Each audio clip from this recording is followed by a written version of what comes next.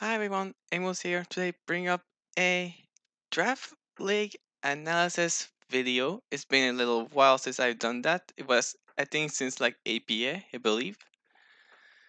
But yeah, back for another one. And this time it's a special league and site that I'm gonna present because as you can see we are on BDSP, which will actually be the first time I'm gonna upload some BDSP league. Yeah, after a long time I said I will actually do that. In the end, I didn't do any, but hey, at least I'm gonna do one this time for real. But not, it's not just BDSP. It's actually BDSP doubles league. You know, like VGC. We are gonna explain that in time. So gonna give you just a little context here, so that my good friend Shadow Stitch is my captain in the in a team for Pokemon Unite. I wanted to join this team because I like playing the game with friends, and I'm usually the tank of my team. But yeah, he also plays draft leagues. In one of these league, the CBN or the Castelia Battle Network, like it called, was opening the third season of it, I believe. And as you said, it's on BDSP. And it's double, like I also said. So he plugged it for those who wanted to participate. He was like, I never actually did BDSP content before. I did say I wanted to do that, despite the game not being that great. But I was like, it's double. I never did doubles before, and on top of that, it's BDSP. So I thought it would be actually quite unique to participate. And people who know me knows I'm a very creative player. So then when you put me on doubles, I think I go even more creative than that. So I was like, sure, let's give it a try. And I joined it, and Stitch put me in the roster. And I believe we are 8 coaches. So it's gonna be still pretty short, so not too long to do. But yes, that yeah, the context here. So we already finished the draft, and now let's jump right into it, into what I decided to pick. So I would just okay, my team. That don't focus on that.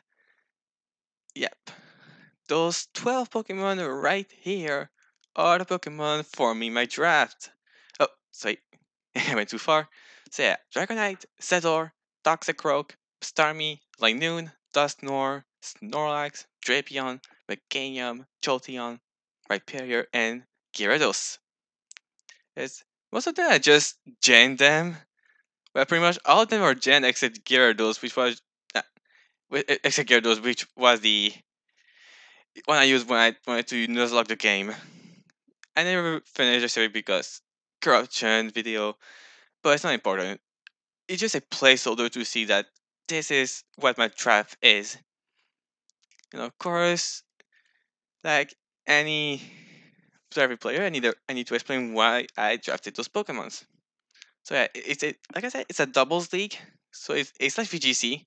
So you bring 6, but only use 4, and it's best of 3. So up to 3 battle. The first one will win 2 of them, won the week. In short.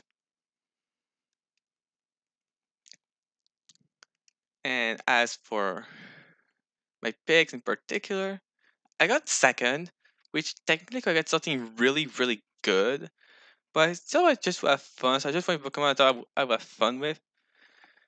I was thinking like Garchomp when I first. I did think of Garchomp, but I decided I did not want Garchomp. I was thinking Salamence, but a league that I did before the people search that Aquarius ran, I had Salamence on my team.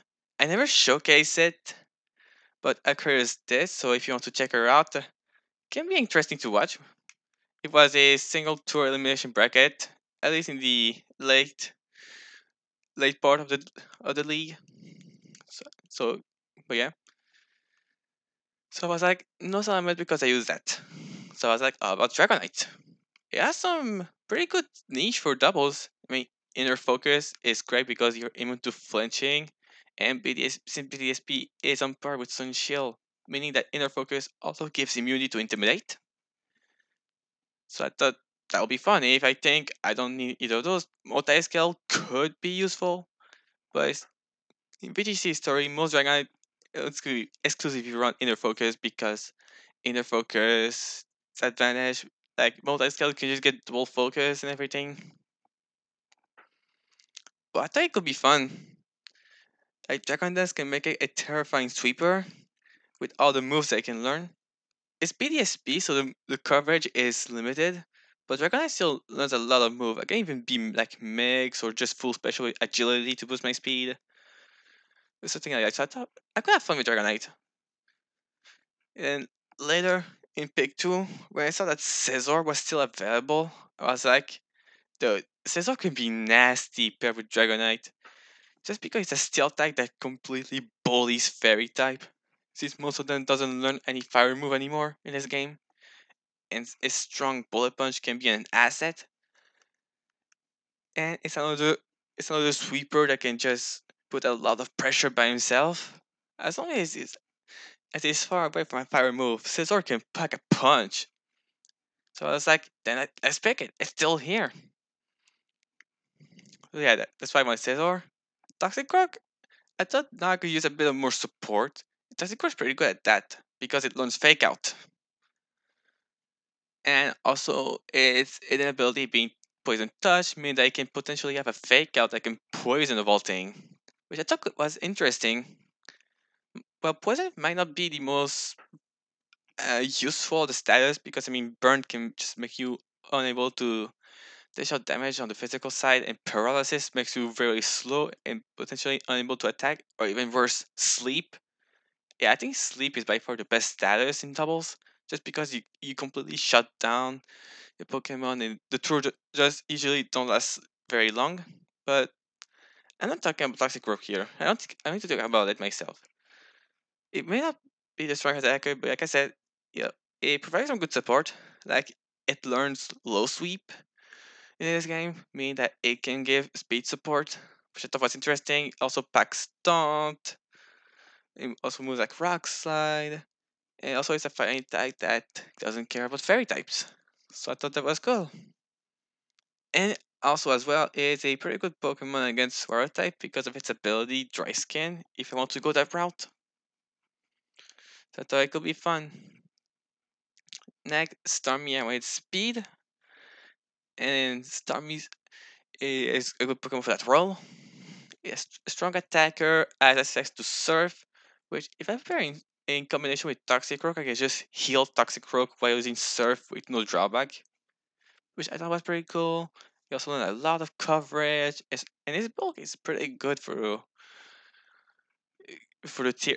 I mean, the game. I mean, like he won't necessarily fall down into many to a single attack on the right in one blow. I mean, I thought like because of its speed, it can just force potentially a lot of protect. Like it can just make Dragon defend of it because of Ice Beam and everything. So it's just somebody being an attacker. I thought it could be cool. Lionel seems to be kind of unexpected, especially because it's the fifth Pokemon of my draft. But again, at this point, I have Pokemon that are powerful with setup moves. Lionel is pretty much the all or nothing setup Pokemon, and it could get the support needed. I mean, it could. What I'm saying here is that Lionel can be a menace if you don't prep for it.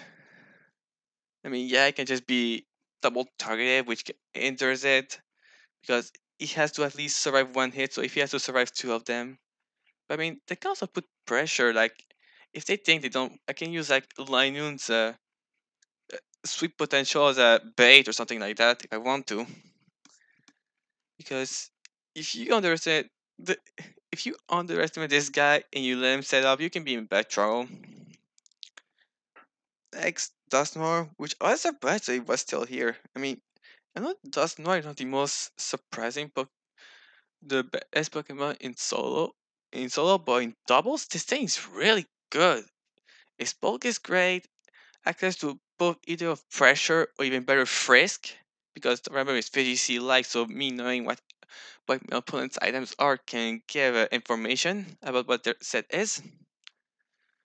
Access to Trick Room, so it can be either an asset if I use slow Pokemon or to prevent opposing Trick Room to beat me, because some Pokemon don't have the speed to make use of Trick Room.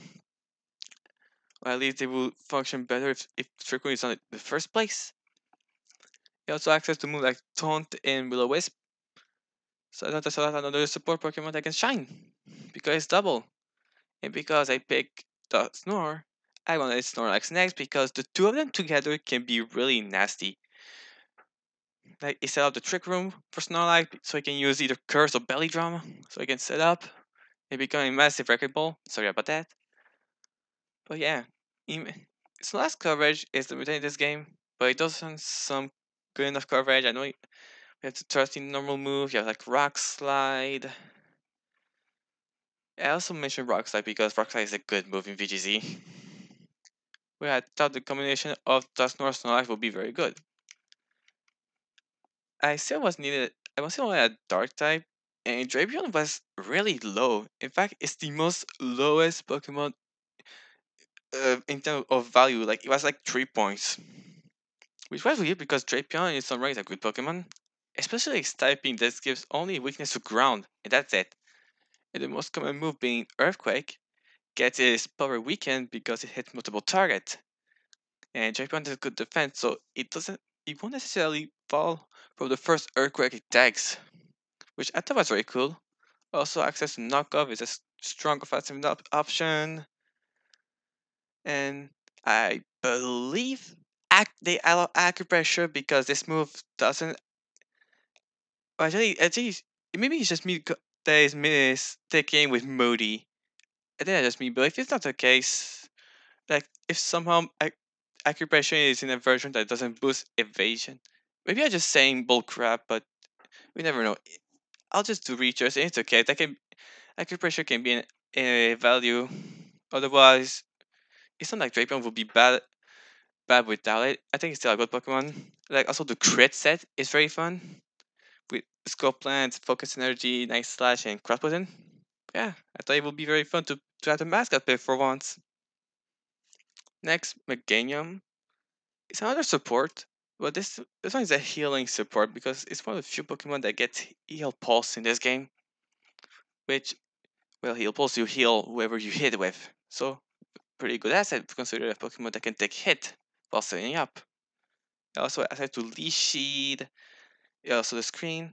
Also I still buy those moves like Growl in this game. I know they're not great, but the fact that a move like Growl can lower both opponents' attack is like free intimidate. Not those moves are not to be underestimated, I think. So I thought Meganium could be a fun support to have. Because, Meganium is not really the most used grass type because it's pretty much overshadowed by all the other.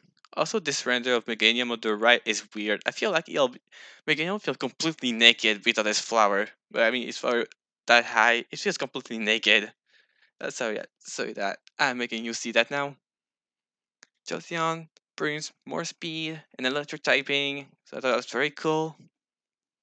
It doesn't have the coverage necessary for ground type, but considering my opponent will only have like potentially only have one ground type, at least I could force damage on another Pokemon than the ground type itself, or at least force some prep. I just thought Jolteon could be a cool Pokemon to use because of its speed.